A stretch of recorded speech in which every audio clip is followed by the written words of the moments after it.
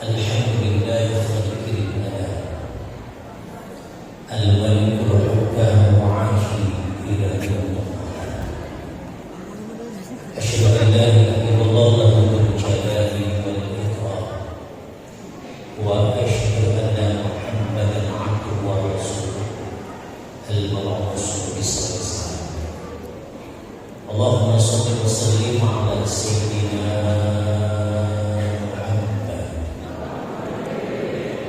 wa ala alihi wa ashabihi wa man tabi'ahum bi ihsan ila yaumil qiyamah. Fa ya ayyuhal wal hadirat as'adakumullah fi kulli hayatikum bi taqwallahi haqqa tuqatih wa la tamutunna illa wa antum muslimun wa adkhulul jannata bis-salam.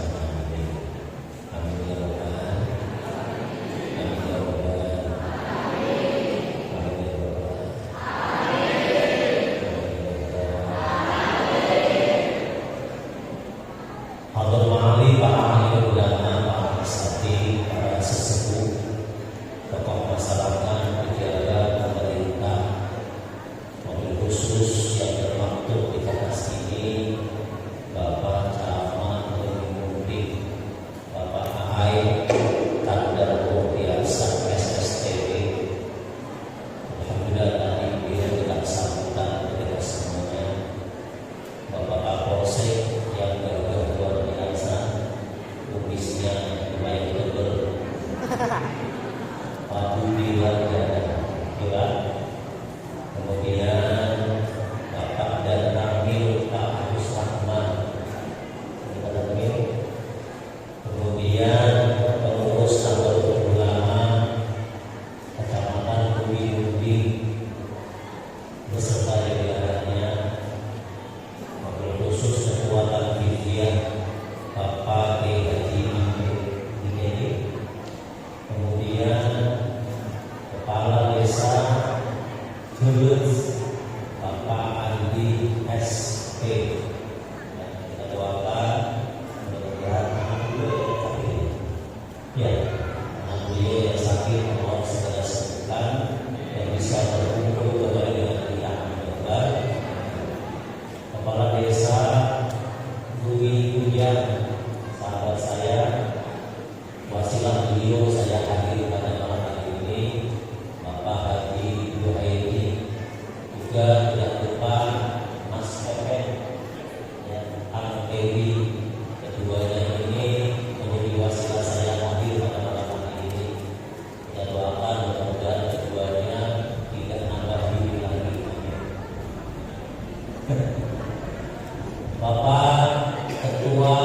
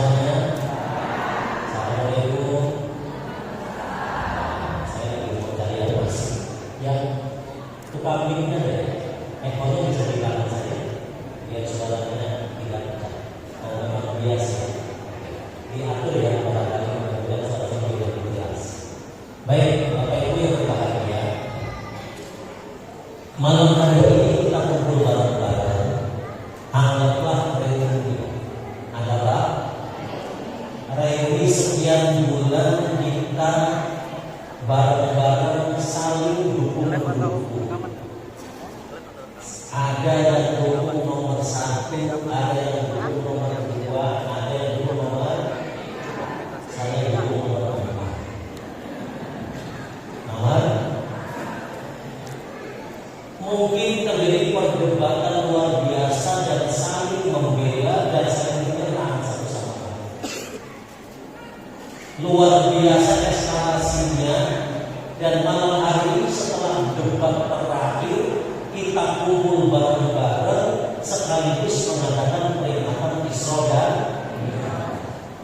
Maka wajar malam hari ini masyarakat semuanya kumpul plus dengan dan ramilnya, dengan pancamannya, dengan kakak polseknya, dengan kakak polseknya seluruhnya, termasuk kawan-kawan bangsa kumpul dalam rangka yuk kembali mempersatukan diri terikat dalam satu wadah yang bernama Nahdlatul. Maka Pak dan Ramil, Pak Kapolsek, kalau masyarakatnya mayoritas ulama, mayoritasnya NU, saya jamin aman. Setuju? Setuju? Saya jamin aman. Ya, nah ini ada Pak Ketua kita tadi kita. Saya jamin aman karena sifat Nahdlatul Ulama itu adalah jamaah dan jamaahnya. Jamaah itu artinya memang mereka itu demen kumpul ya. Yang namanya tahlilan ada di mana? Ada di mana? Yang namanya 7 bulan ada di mana? Semuanya menggunakan bahasa kumpul. Dari mulai tebus petang, bahasa Jawanya apa ya? Apa 7 bulan? Sampai lahiran, sunatan, nikahan, kawinan, akad akad, memperingati kelahiran, memperingati orang meninggal yang namanya khauf, sampai kemudian setelah meninggal semuanya kumpul. Itulah kebiasaan Nahdlatul. Jadi kalau kemudian bajunya jadi kamar di sini dan Ramil di sini, polsek di sini, kalau warganya itu wayahnya dari jalan pulang. Ya Pak ya, Pak Camat ini boleh jadi mungkin sering pulang malam ya. Pak Polsek juga sama. Nasib kalau warganya orang karena sifatnya jamaah inilah kemudian mudah diajak ngomong, mudah diajak bicara, mudah diajak musyawarah. Orang yang gak akur biasanya karena jarang ketemu. Karena ketemu itulah mendatangkan berkah dan berkah. Datangin apa? Datangin apa? Assalamualaikum. Berkah dan berkahnya ada, berkah itu bisa dibawa pulang. Ya Pak ya, ya Pak ya. Yang kedua cirinya itu adalah jamiah. Dia selalu dalam jamiah punya ciri paling tidak 3. Dia harus taat kepada ulama, 2 taat kepada agama, yang ketiga taat kepada pemerintah. Sepreman-premannya orang NU, sepreman-premannya orang, kalau dia NU pasti biar bagaimanapun dia akan taat kepada ulama. Jadi kalau Pak Kapolsek ada masalah nih dengan orang NU, mungkin dia preman, gampang datengin kiainya, datengin kekuatan TV-nya, dijamin yes. Setuju? Setuju? Assalamualaikum. Dia akan taat kepada ulul amri, dia akan taat kepada negara. Maka besok siapapun yang menang, entah nomor 1, entah nomor 2, entah nomor 3, maka NU secara organisasi wajib dan harus taat kepada ulil amri, dan kita wajib hormat. Maka di NU ya Pak aparat gak ada tuh judulnya menghina presiden. Betul ya? Gak ada tuh judulnya menghina pemerintah, menghina kepala negara.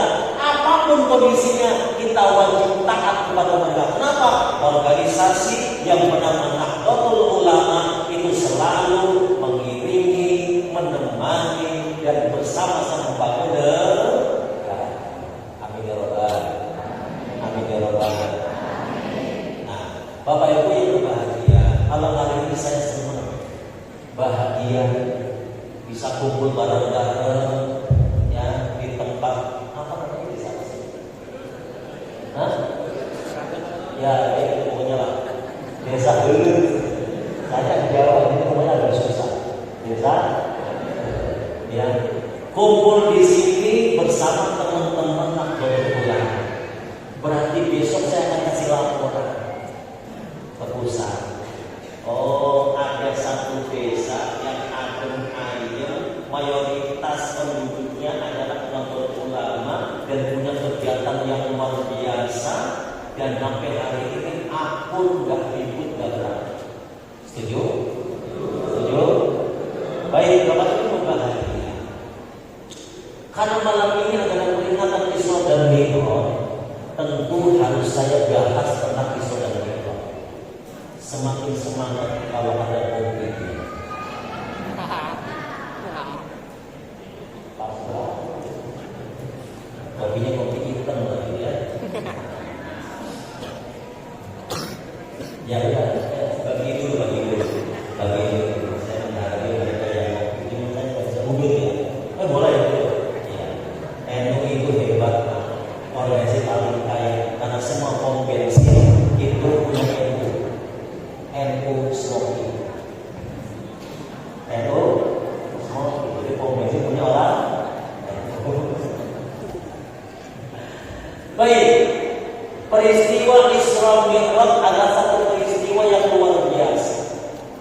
Kalau dulu Rasulullah SAW melaksanakan hijrah dari kota Mekah ke Madinah, Rasulullah modal sendiri.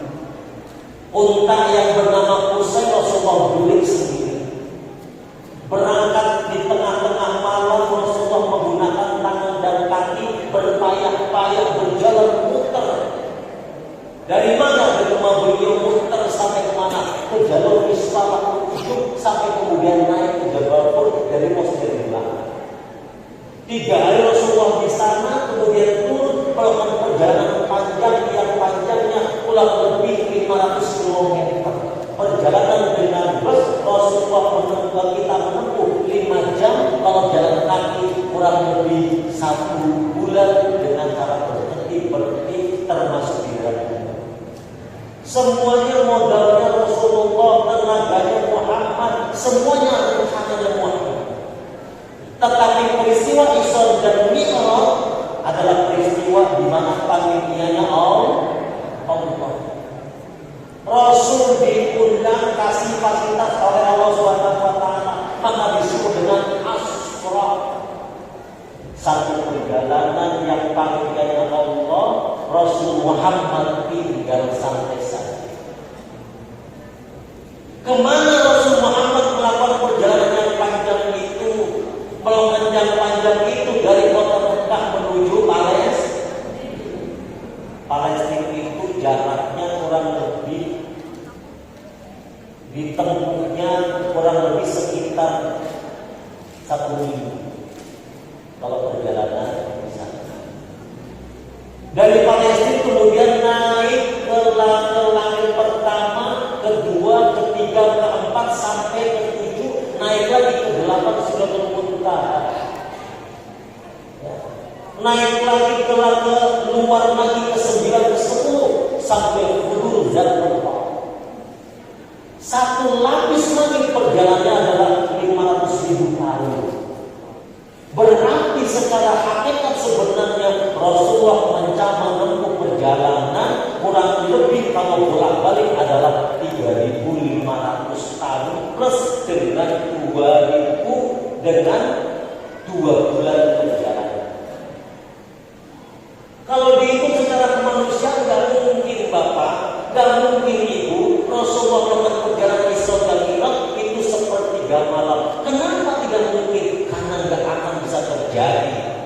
Kendaraannya dari Allah, maka serba mungkin. Apa yang digunakan oleh Allah untuk mengangkat Muhammad SAW menggunakan kendaraan buruk. Dalam bahasa kita al-barak. Setiap langkah buruk itu 500.000. Jadi Rasul itu waktu Isra dan Mi'raj itu mampir dulu. Mampir dari Mekah ke Madinah. Satu kali mampir langkahnya 500 kilo. Jadi buruk itu dari Mekah ke Madinah satu loncatan. Nyampe. Keren ya? Ada yang tahu begini? Gak ada. Ya. Satu loncatan. Ya. Sudah ke Madinah, loncat lagi. Kemana? Menuju petilasannya Nabi Musa alaihissalam ketika dikejar oleh Fir'aun. Rasul sholat di sana, Rasul berdoa di sana. Belum selesai, Rasul mampir lagi kemana? Ke Bethlehem, Baitul Lahmi. Mampir ke Baitul Lahmi, Rasulullah sholat di sana, di mana Bethlehem tempat lahirnya Nabi Isa alaihi salam. Ini mengajarkan kepada kita bahwa memang kita diminta untuk berziarah. Babnya namanya bab tabarruk. Saya ulangi. Babnya namanya bab tabarruk. Tolabul berkah. Ini dilakukan Rasulullah SAW, kemudian dilakukan oleh Nahdlatul Ulama. Maka para kiai kita ini hadir apa? Ziarah warisono, ziarah ke para kiai, ziarah ke para kiai-kiai, ziarah ke tempat-tempat yang dianggap penting karena pernah ada sejarah, pernah ada ulama di sana. Jadi kalau ada orang ego berziarah, gak salah karena pernah dilakukan oleh Rasulullah SAW dengan bertabarruk di tempat petilasan Nabi Musa, bertabarruk di tempat Nabi Isa alaihissalam bilang. Ini penting saya sampaikan. Ya. Nah, Rasulullah SAW naik ke atas bertemu dengan para nabi-nabi. Artinya Rasul tidak pernah melupakan sejarah para nabi. Dan orang yang beragama Islam selalu taat dan selalu mempercayai nabi-nabi yang seperti itu. Sampai di sini saya ambil asraf bi'abdi. Kenapa kalimat bi'abdi? Kenapa tidak bi Muhammadi? Kenapa tidak dengan bi Rasulihi? Kenapa tidak dengan bi Ahmadi? Kenapa kalimatnya adalah bi'abdihi?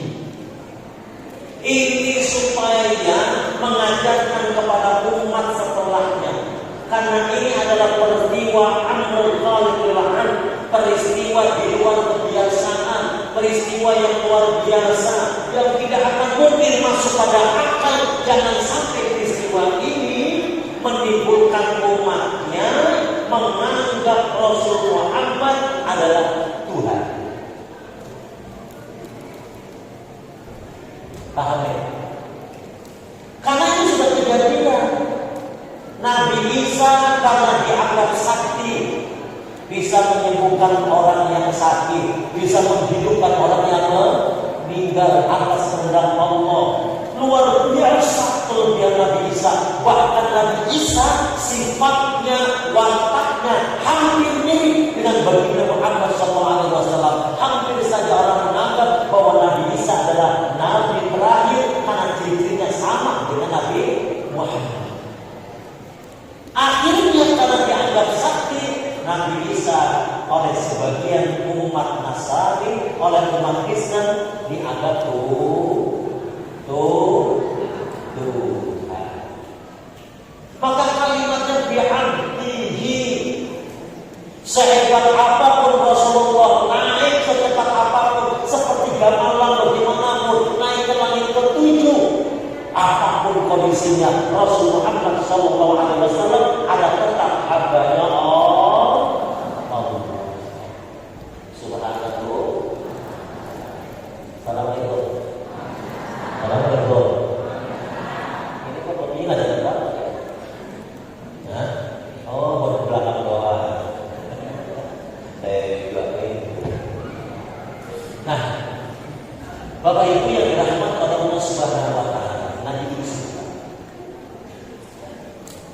abdi.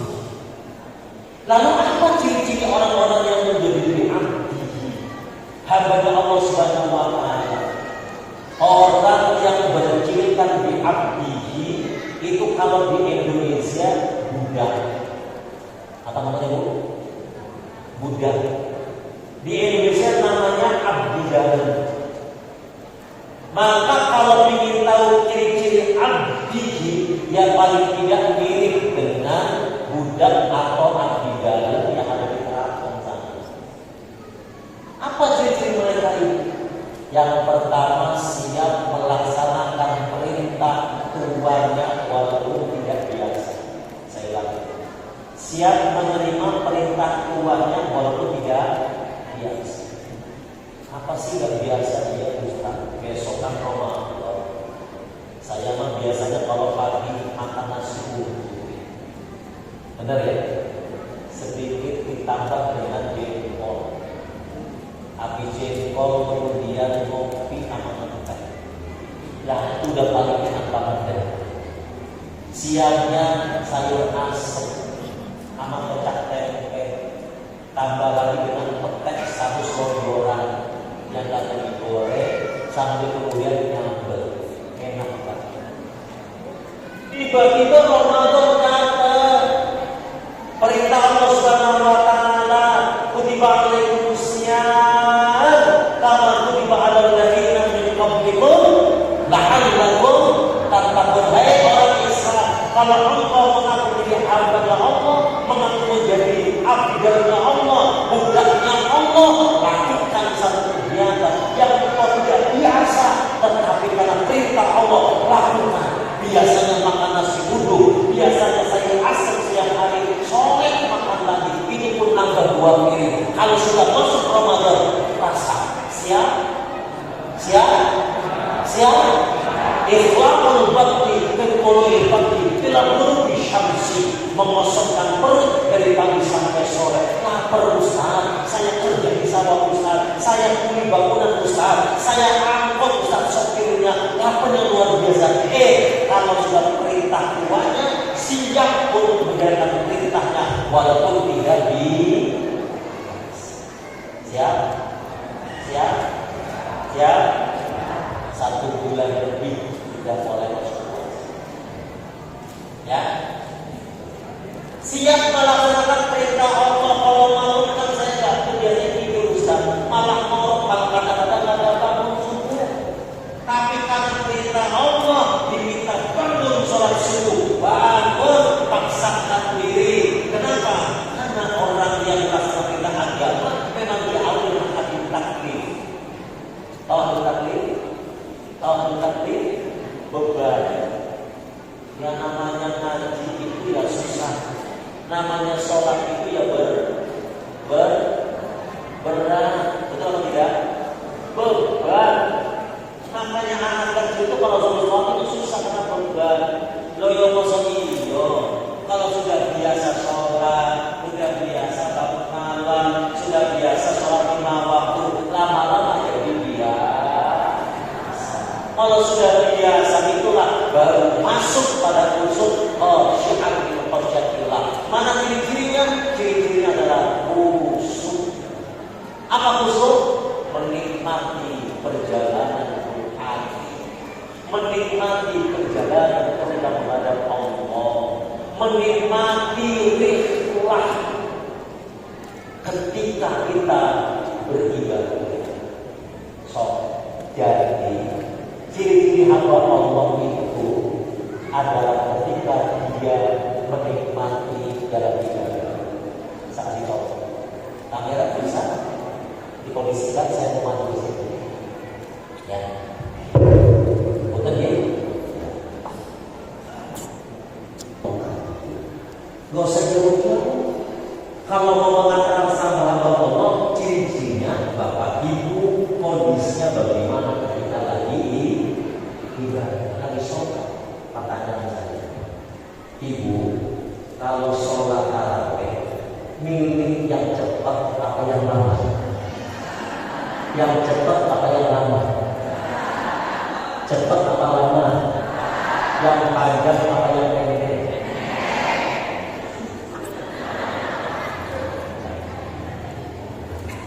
Ya, nanti kalau imannya sudah maju, kira-kira ibu-ibu langsung takbir apa buka horde?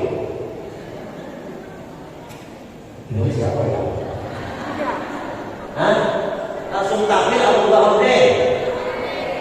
Buka horde itu kenapa? Karena ingin tahu imannya siapa. Kalau imannya ya ini lama ini.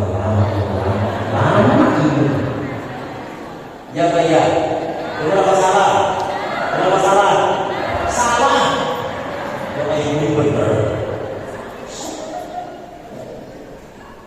Kalau sholat tarawih masih minim berapa jumlahnya, cepat atau tidaknya, lama atau tidak, berarti kita masih belum bisa menikmati ibadah.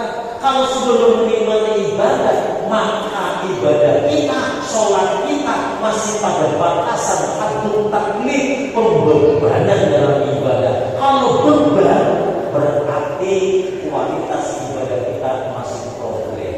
Maka wajar kalau ada orang rajin sholat, rajin banget sholat, tetapi paling rajin ngomongin imam. Betul? Betul. Ada orang rajin sholat, tapi masih rajin ngomongin teman setelah sholat. Allahu Akbar. Ya sudah, itu aman dia. Ini bukan kita emaknya siapa sih? Ya bayar. Ada orang yang sholat pas sholat, ruku maruku, sujud masujud, keluar dari masjid masih tega kalau sudah. Ada? Ada?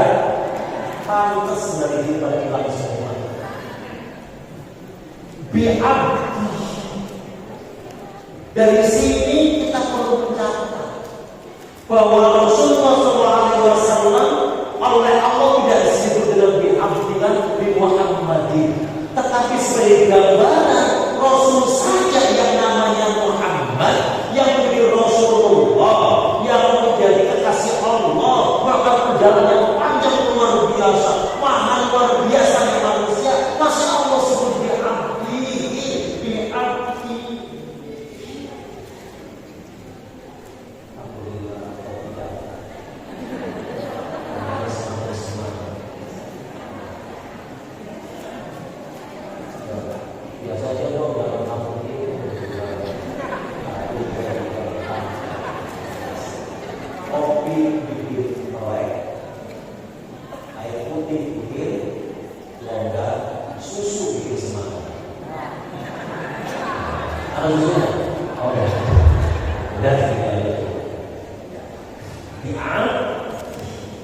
Jadi mulai besok dengan peringatan Maulid Isra Mi'raj ini, koreksi diri, masih pantaskah kita disebut bi'abdi? Masih pantaskah kita menjadi bagian orang-orang yang menjadi hamba Allah Subhanahu wa Ta'ala? Rasul Muhammad menjadi bi'abdi. Kita harusnya lebih koreksi diri. Nabi bukan, kekasih Allah belum tentu, ulul azmi tidak. Tanyakan pada diri kita, sholat kita udah beres atau belum? Untuk ambil oleh sholat saja harus ke langit ke-7, langsung lagi ke 70 lapis ambil untuk sholat. Satu. Yang kedua, makna bi'abdinya adalah dia siap meninggalkan apa yang memang tidak disukai oleh Allah, walaupun terbiasa. Siap ninggalin yang disukai, yang tidak disukai oleh tuan kita, walaupun terbiasa. Ustaz, saya biasa. Kalau ibadah nanti mengganggu. Kayaknya kata asing kan dia ada di manajer, beli kopi milik, pala milik. Terbiasa Ustaz, tetapi kalau Anda ingin menjadi bi'abdi, hamba Allah, siap meninggalkan yang tidak disukai oleh Allah, walaupun terbiasa. Biasanya senangnya mau ke tetangga, contoh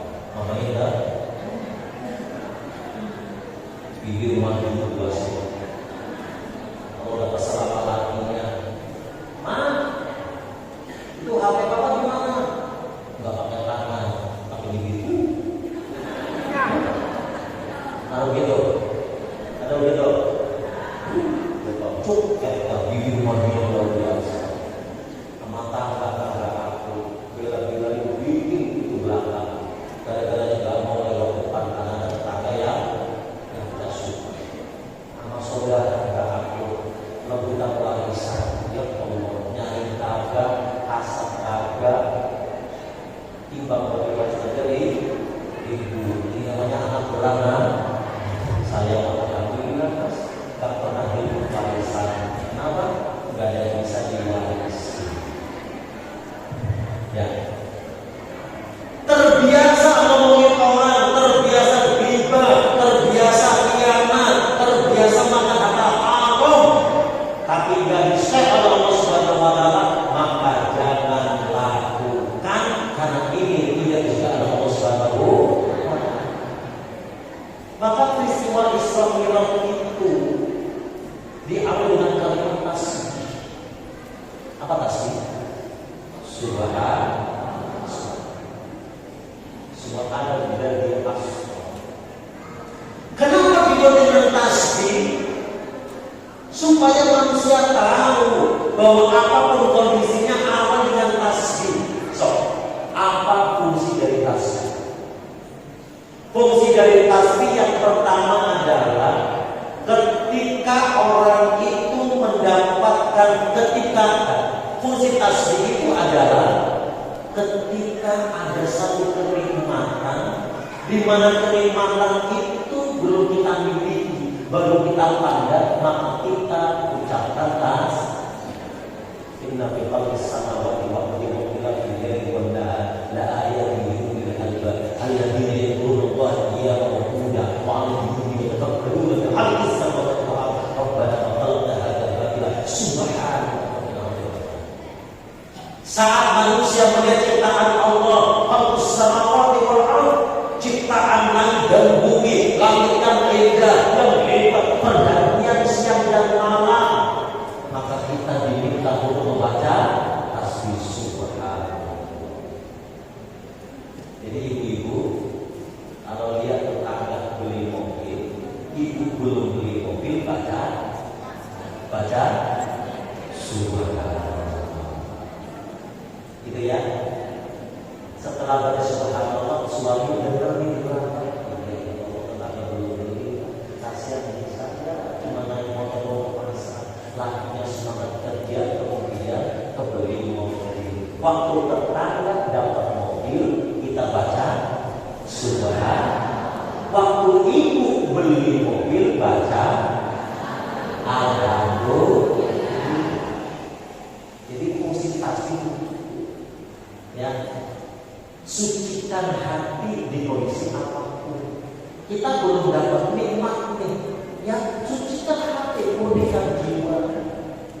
Lihat tetangga beli mobil, beli rumah, sucikan hati, jangan sampai hati kita kotor. Maka baca subhanallah. Paham ya? Fungsi tasbih seperti itu. Mana fungsi tasbih yang kedua? Fungsi tasbih yang kedua adalah ketika kita punya problem, ketika kita punya masalah yang menghimpit kehidupan kita, malam hari menangis, siang hari kita bersembunyi, ya Allah, masalah udah kelar-kelar, berharap punya anak yang soleh tapi belum soleh, maka kita sering-sering baca tasbih. Mana contohnya? Nabi Yunus. Ibu kenal Nabi Yunus? Kenal apa kita? Halo? Assalamualaikum. Kenal Nabi Yunus? Kenal di mana? Nabi Yunus itu ketika berdakwah di kampungnya, ya Allah, bukan malah diterima oleh umatnya, malah diusir dengan membawa sebagian umat yang ikut naik kapal. Di tengah-tengah naik kapal, belum selesai ujiannya, kapalnya mau karam. Di tengah-tengah kapal mau karam, kalau beliau tidak terjun ke lautan, maka umat yang sedikit itu akan ikut mati masuk ke dalam lautan. Akhirnya masuk ke lautan, dimakan sama ikan, ikan hiu, ikan apa? Ikan but. Tahu itu ya. Masuk dalam perut ikan hiu,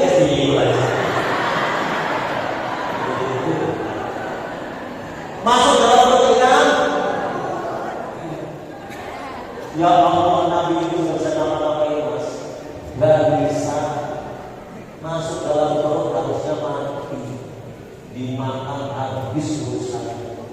Nabi itu juga di dalam perut kita nggak bisa SMS, nggak bisa WhatsApp, ketara status, cerai. Alhamdulillah dalam perut kita nggak bisa bikin status yang apa yang namanya beliau, ngopi nggak bisa, tidur nggak bisa, tapi ternyata dalam perut ikan but Nabi masih bisa tidur dengan baca apa? Dengan baca apa? Tasbih. Tahu bunyinya apa tasbihnya? Tahu bunyinya? Ada yang bisa? Ada yang bisa tasbihnya terus ketika masuk dalam perut ikan but? Ada mana? Yang bisa saya kasih hadiah. Ayo siapa? Bisa? Sini siapa namanya sini? Sini bisa nggak? Ya udah sini dulu. Oh ini pasti makannya 1-3 kali. Siapa namanya? Nah, Aceh Yogi. Bilang film dong ya. Aceh Yogi. Kelas berapa? Kelas 12 sampai. Sudah lama.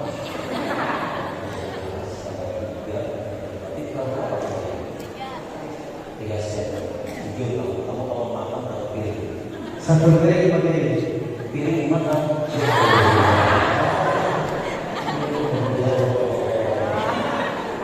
Bapak mau di sini ya? Tidak ada. Hah? Kamu tetangga desa, mau di sini? Oh, jadi ngebor. Jadi acara di sini. Yogi, tahu nggak doanya Nabi Yunus ketika masuk ke dalam kita? Tidak tahu pakai. Benar. Masa udah tahu sih? Ya udah. Yang kamu bisa doa apa?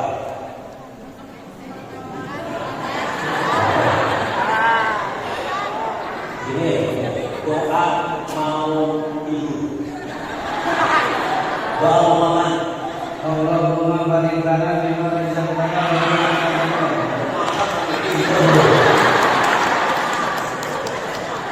doa makan atau hidup. Nah, sekarang doa mau hidup.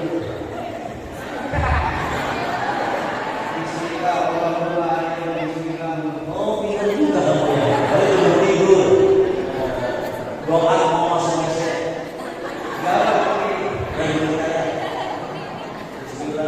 Bismillahirrahmanirrahim.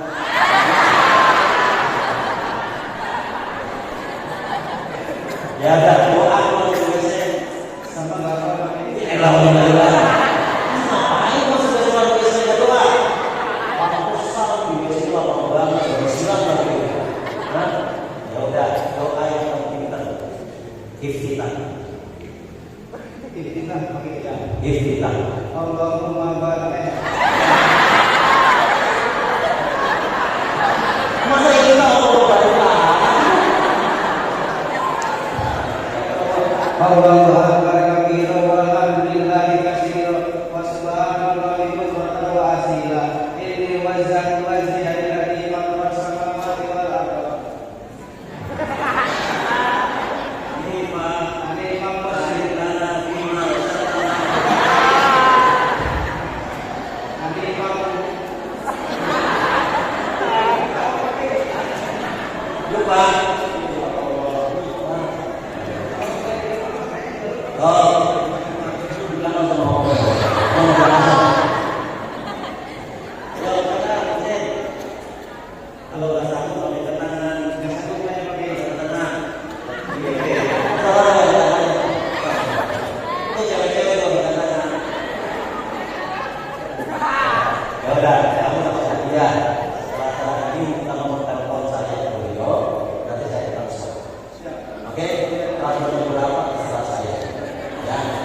10.000.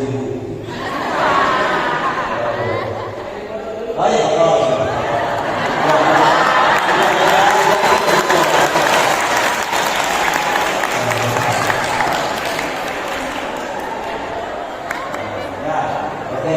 berarti saya transferkan kamu transfer bagi saya sampai sebulan lagi. Karena pokoknya bayar. Nanti sama Mas Fatah di telepon ya. Oke. Baik Bapak Ibu, ya. Ada yang bisa doanya nanti terus. Ayo sama saya aja yang perempuan ayo. Oh ya Mas berdiri di situ. Tahu? Nah, ada di lagi enggak? Ada di lagi enggak? Nah, terima kasih.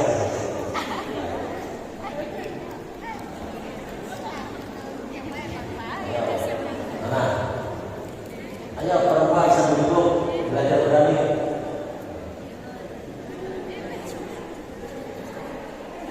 Mana? Ini mana? Ini dipanggil. Ada? Ya, silakan. Ya, silakan. Ayo. Mana suaranya enggak? Ini nyalain juga.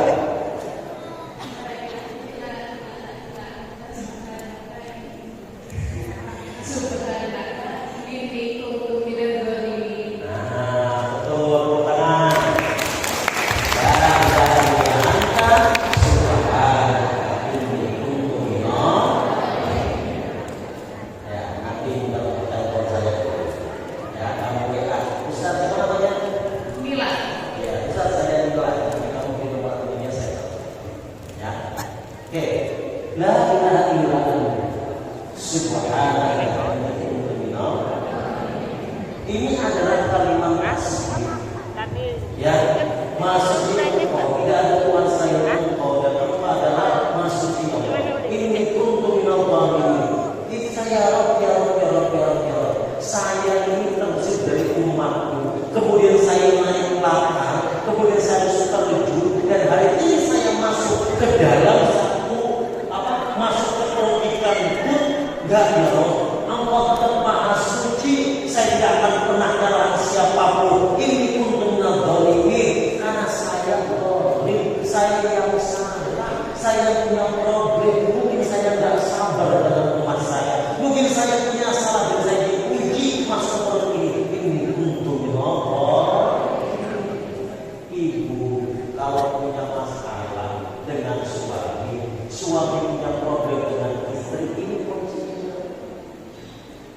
Yang pertama kasih. Biar apa?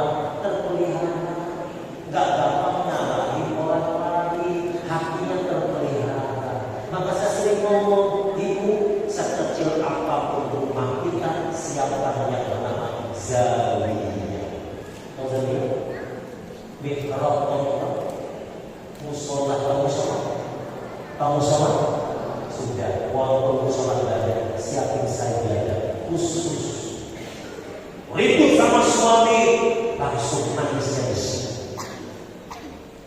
Ribut sama istri, kesel sama istri, baca tasbih di situ. Rasulullah SAW dibela-belain berangkat 10 kilo kemana? Ke Jakarta. Ngapain?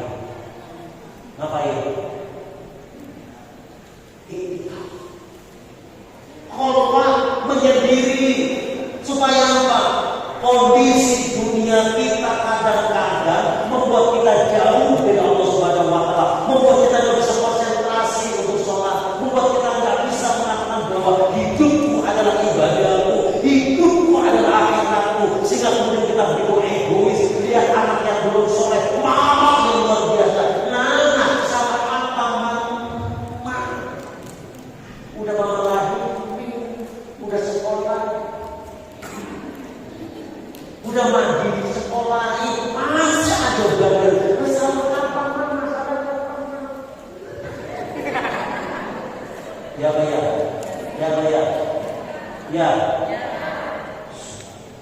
ya kayak begini kan namanya rububiyah. Tampangnya manusia, ngakunya sebagai Tuhan. Betul? Urusan mendidik, urusan minum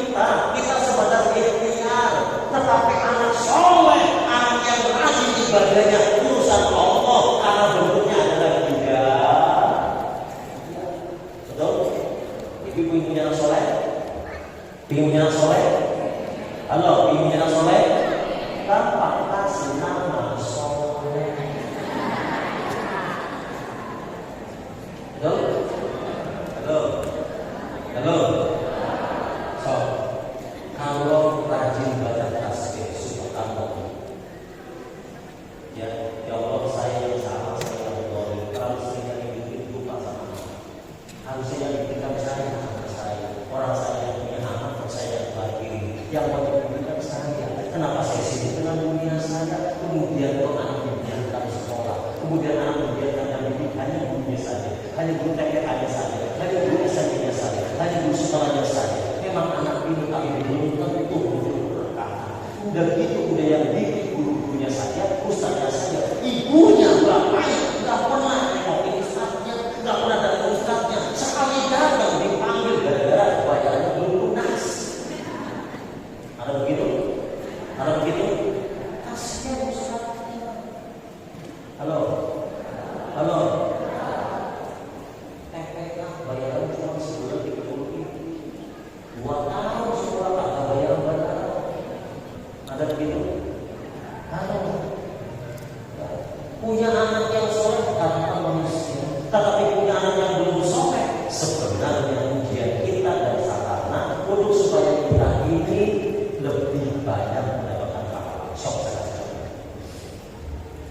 Anak laki-laki kalau dibangun hidup gampang apa tidak? Halo, gampang apa tidak? Gampang apa tidak? Susah.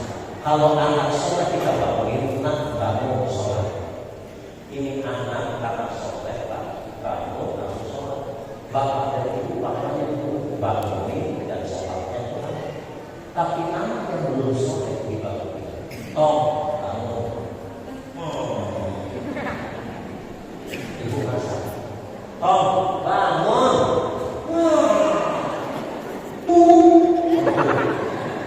Bocah pentok lagi. Ya kan? Balik lagi. Bangun. Duduk tapi malam. Ya Allah, kalau kesel ibu manggil bapak. Dia teh Masya Allah sama bapak. Bapak yang dibubuhin saking keselnya ambil ember sama gaya terus air-airnya. Diguyur tuh bocah terpaksa bangun. Akhirnya dari anak yang soleh, bapak cuma dapat pahala 2, bangunin sama sholatnya itu anak. Tapi dari anak yang belum soleh, ibu dan bapak dapat pahala 4, 3 kali bangunin, sholatnya itu anak, bonusnya gayung sama air-airnya. Betul? Betul? So, kalau dia awal dengan tasbih, semuanya nikmat, semuanya manfaat. Punya suami soleh, alhamdulillah. Punya suami yang belum soleh, perbanyak baca tasbih. Punya istri yang cantik, senok, dempol, jalan kayak toko maghrib, alhamdulillah, luar biasa, senang. Tapi sudah ada istri, udah agak cakep, mules, tentukan, gak taat lagi. Istighfar, harus saja baca tasbih. Siap? Siap? Sama-sama. Hari ini siapa yang punya hutang angkat tangan? Yang punya hutang angkat tangan. Jujur, yang punya hutang angkat tangan. Kurang.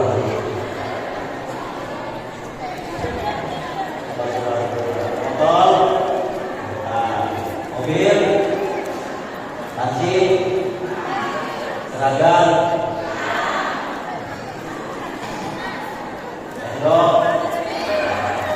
Ya, yang setelah ini yang punya hutang datangi saya. Nangis baru-baru. Saya punya hutang juga. Nah, Bu, saya kasih tahu. Kalau ibu punya masalah yang luar biasa, pelik, mungkin hutang, mungkin anak yang belum soleh, mungkin anak gadis yang belum dapat jodoh, mungkin laki-lakinya badannya unang-unang, mungkin suaminya ngeselin, mungkin istrinya bikin mulut setiap kali. Baca baca tasbih. Apa dilakukan? Pagi.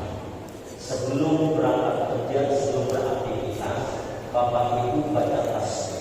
Berapa banyak Ustaz? Bacalah tasbih yang diamalkan Nabi Yunus itu pagi baca 333 kali. Habis subuh nanti setengah selesai. Ya. Kalau nggak selesai juga sambung dengan buka 333. Nanti sore selepas kerja berarti asar jelang maghrib duduk baca tasbih 333 kali. Gak mampu juga Ustaz, minimal 99 minimal. Apa dilakukan 3 bulan berturut-turut. Saran saya jangan putus. Sekalipun ibu dan bapak ada menstruasi, ibu-ibu ada menstruasi, bapak makan ya, ada menstruasi. 3 bulan berturut-turut, insya Allah masalah yang pelik selesai. Yang punya utang sabuk-sabuk kelar, yang belum jodoh tiba-tiba ketemu jodohnya, yang anak-anak tiba-tiba anak bandel tiba-tiba jadi baik, ketemu baiknya, suami yang jangan pulang-pulang, kenapa gak balik? Gak pulang juga, kan? Tiba-tiba pulang, bininya cerewet luar biasa, diwiritin Pak, insya Allah.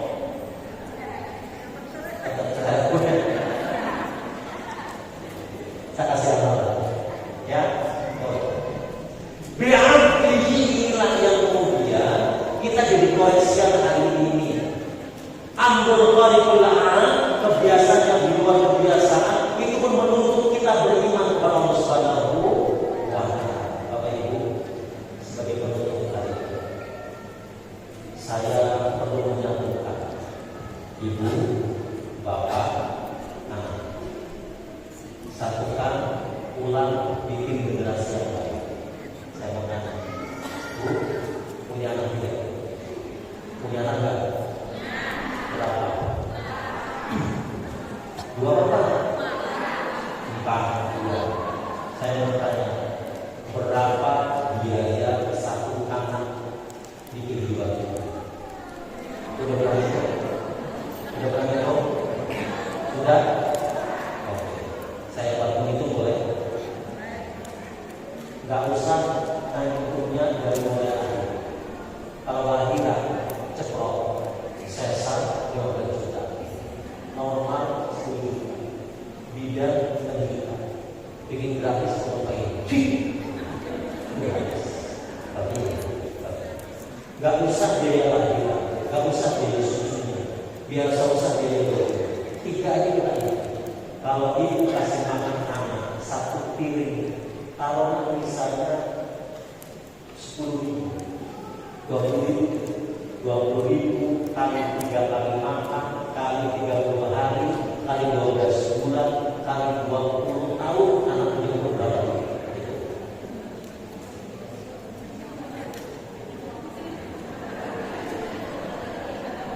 Kurang lebih 180 juta baru makan. Anak kasih uang jajan sekali 20.000 kali 30 hari, kali 12 bulan, kali 20 tahun, kali anaknya sekitar 83 sampai 90 juta. Anak kasih uang bayaran 1 bulan 1.000 ya. Karena ada yang PPK, ada PPK, ada SMP, SMA, macam-macam. 100.000 rakyat ini. 100.000 kali 12 bulan, kali 20 tahun, anaknya berapa duit? Kurang lebih sekitar 12 juta. Baru makan berapa sekolah saja sama bayaran saya itu angkanya sudah mencapai sekitar 300 sampai 400 juta.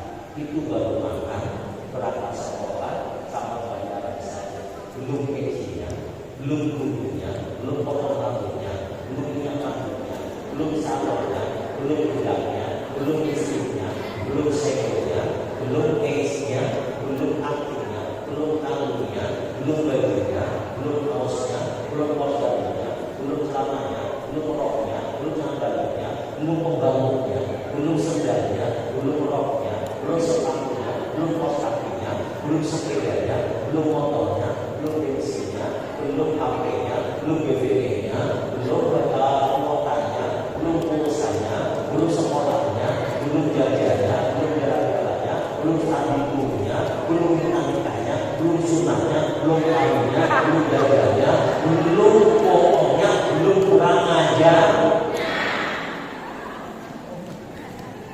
Ayo, jadi anak segede ini loh. Sini.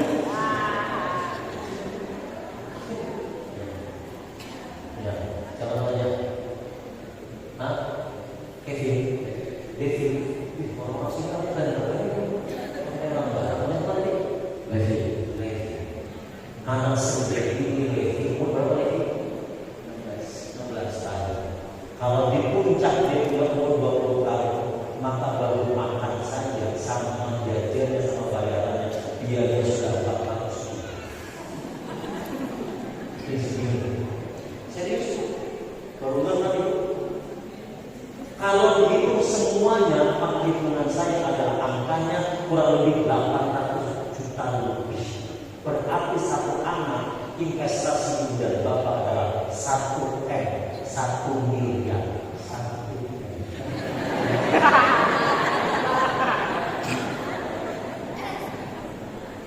Ayo, 1.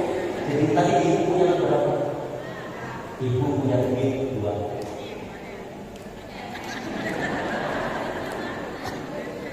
Udah anak berapa? Anak berapa? 1. Kurang banyak.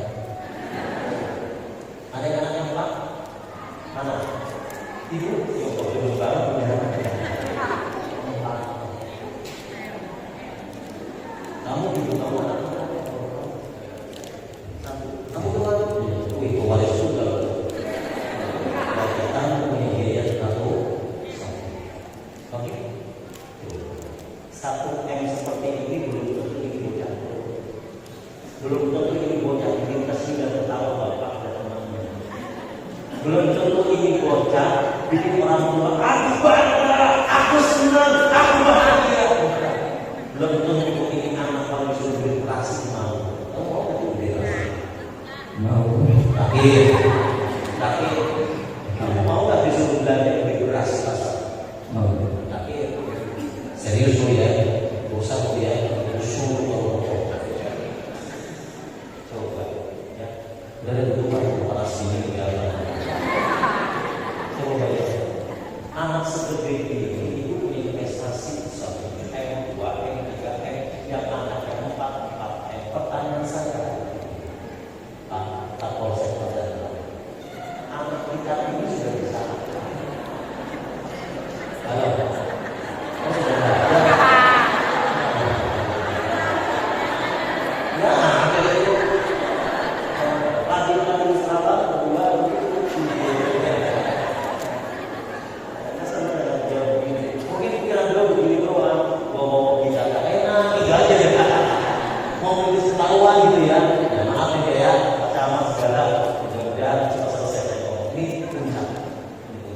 Pertanyaan saya adalah anak kita udah bisa, anak kita udah bisa, investasinya terlalu besar. Kalau hanya sekedar anak kita menjadi tumbuhan kehidupan kita kalau sudah tua, lah kadang-kadang anak punya anak lagi, udah menikah lupa sama mama, betul? Lupa, lebih takut sama ini. Nanti bila masih hidup sama emak bapaknya diem-diem, betul nggak? Ya ngomong itu orang ibunya, diem-diem takut diem. Padahal kalau ada suami yang kemudian istrinya bermasalah problem itu harus tahu, mas, cari duit sudah, nyari harta sudah, kerja sudah, ternyata ada yang justru ada yang masalah. Apa? Mas kalau cinta dengan saya, tahu saya dengan anak-anak kita, I love you, you love me, I love you. Terlalu cinta sampai mas lupa dengan orang tua. Pada orang tua itu punya wajib. Cepat mas, pulang. Wih, seneng itu orang tua di kampung. Datangin orang tua, gak punya duit deh, gampang. Ibu masuk ke kamar, buka lemari, ambil laci, diambil. Mas gelap. Siap? Ada yang begitu? Ada yang begitu? Boro-boro. So, ya kayak gitu. Anak ini udah bisa.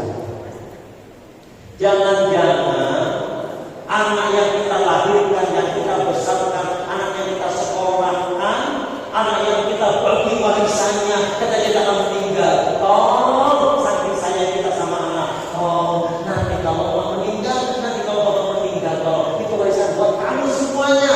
Ambillah buat kamu. Bapaknya ibu berangkat pagi pulang sore, kontak pagi goyang lagi, orang-orang panas juga. Oke, bibi engkau ambil semua warisannya. Cuma bapak pesan, empang belakang jangan dijual. Emang kenapa? Empang orang yang mau. Empang orang mau dijual. Tapi pertanyaannya adalah anak kita mau bisa apa? Jangan-jangan ketika kita meninggal,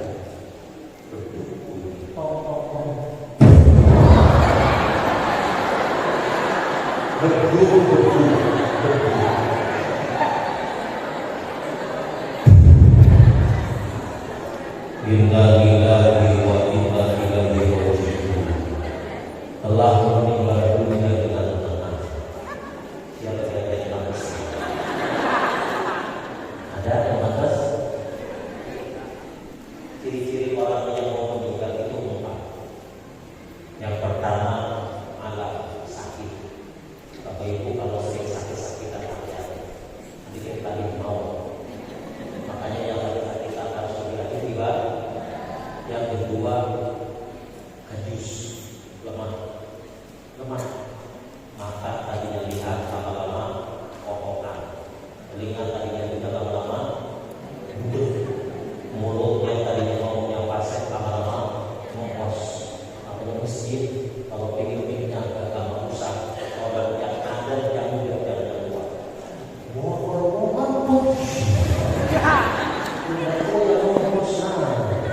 yang muda ada, kalau yang tua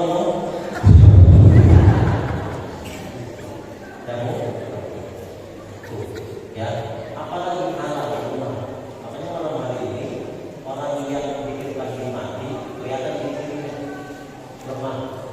Loh, biasanya orang lemah itu kalau ngaji biasanya senderan.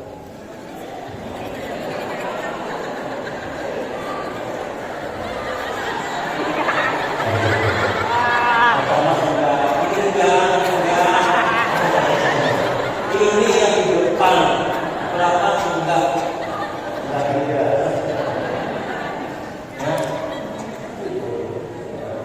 Ya, saya ya. Kenapa? Ya, posisinya. Nah, jangan-jangan kita tiba-tiba meninggal. Setelah kita meninggal, tiba-tiba anak yang kita cintai luar biasa itu ternyata nggak bisa apa-apa. Bila kita meninggal, yang mandiin orang lain, yang ngapain orang lain, yang molain orang lain, yang ngubur orang lain. Anak kita timbang itu doang, dia orang masuk. Emang layak aja. Betul?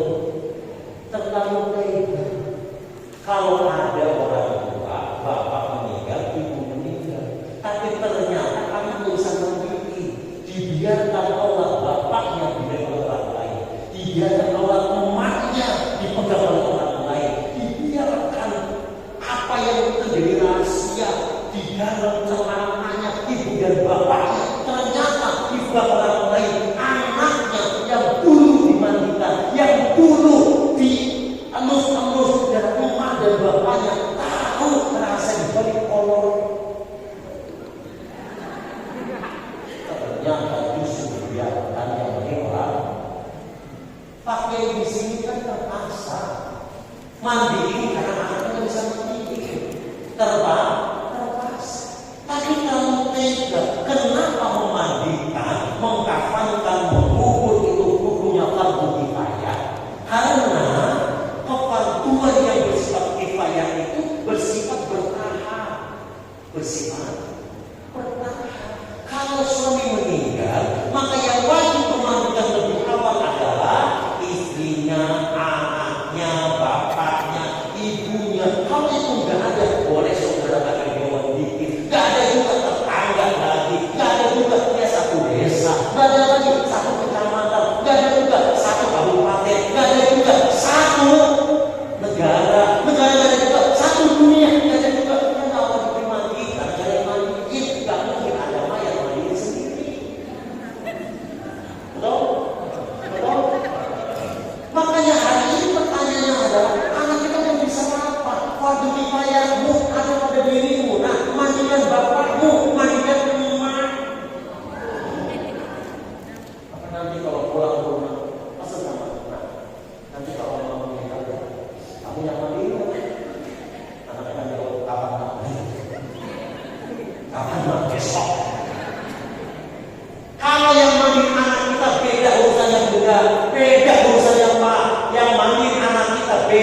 dibasuh kaki bapaknya. Ya Allah, bapak saya ini kakinya kok kapal begini, kapalnya Titanic baru pecah-pecah begini.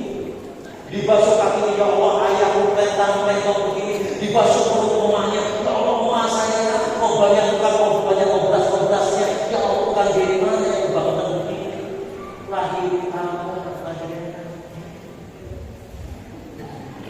dibasuh air baku punya ini ayah saya kok dia udah menghitam, ini ayah saya kok kayaknya pupuk sakit bertahun-tahun. Kemudian lihat wajahnya, ibu mengerut, wajah ayahmu mengerut, seolah-olah dia berkata, dulu bapakmu gak pernah mengeluh, dulu amamu gak pernah mengeluh, tetapi hari ini ayahmu gak bisa ngomong. Tetapi lihatlah punggung ayahmu, lihatlah wajah raut emakmu dan bakmu yang mengeluh. Ini tanda ayahmu lelah lahirin kamu, lelah membesarkan kamu, lelah mempelai kamu. Lihat bapakmu sakit bertahun-tahun karena bapakmu kerja di pabrik bertahun-tahun. Lihat emakmu ini, lihat mukanya menggita karena ayahmu lelah. Tolonglah hantarkan emak dan bapakmu ke tempat yang paling tenang. Ya gak perlu mikirin kontrakan, gak perlu mikirin sekolahmu, gak perlu mikirin bayaranmu, gak perlu mikirin rumahmu. Kemana? Antarkan emak dan bapakmu ke alam kubur, makbarah alam baris. Pertanyaan saya sama emak, kalau anak yang mendidik itu bocah nangis, halo, kalau ada ngomong ini sih baik. Assalamualaikum. Anak nangis ya. Sebagai bayangannya anak pasti nangis kalau dia mati. Bapak dan Mama. Kalau udah ini urusannya, mungkin dulu nasihat Islam tidak masuk ke telinga anak. Tapi ini adalah nasihat kematian. Sebaiknya kita nasihat adalah nasihat kematian anak yang dulu mungkin bandel mendadak akan menjadi anak yang soleh. Siapa dulu? Siapa yang berubah? Ternyata dia yang pertama kali menghajikan bapaknya ketika dia meninggal. Siapa yang dulu anak itu nggak lulus sama kita? Ternyata dia yang pertama kali sedekah buat emak dan bapaknya. Dia yang tiap kali ziarah ke kubur bapak dan emaknya. Dia yang mengumrohkan bapak dan emaknya. Dia yang berbakti pada bapaknya. Kenapa? Karena kita berhasil mendidik anak kita sebelum kematian. Mudah-mudahan pulang ke rumah, perhatikan anak kita, tengok anak kita sudah bisa mereka, sampai kemudian kita berkata kepada Allah Subhanahu wa Ta'ala, ya Rabb,